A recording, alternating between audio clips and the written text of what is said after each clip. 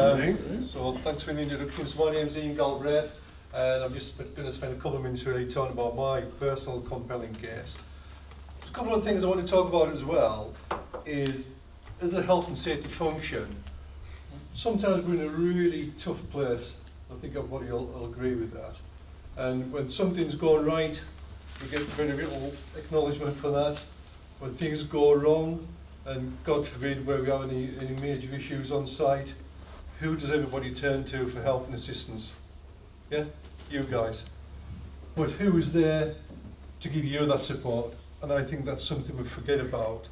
And I think part of the compelling case will provide, when it's out in the general arena, it'll provide that support that we all need, me included, because you can be in a tough place a lot of the time. The other part of my compelling case is, like a lot of people in the room, I set off on the tools. I've been in a management role, I'm now in a health and safety role. So I've seen health and safety from both sides. I've been at the side where you get bollocked for doing something wrong. I've been on the side where you're trying to manage production and health and safety as well. So I kind of understand, like a lot of people, where we're coming from. And a lot of things about compelling case is about enabling people to do that, but not just us. It's about enabling everybody to do it. And at the moment, I'm helping out at Hinkley Power Station, which some of you might be aware.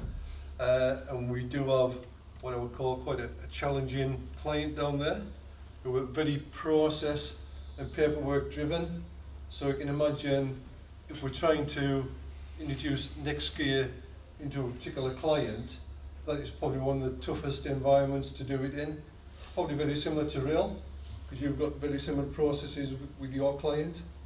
But hand on heart, I see that as a great opportunity, because the more difficult of a client you've got, I think you've got the better opportunity to make some inroads into it.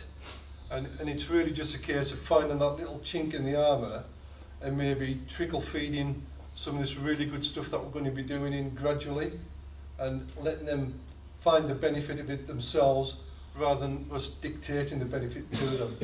And I think once they see that, it'll be a lot more, they'll be a lot more accessible to what we're doing and recognising what we're trying to do as well.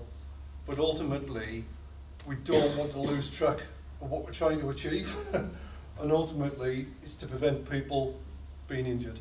So, thank you.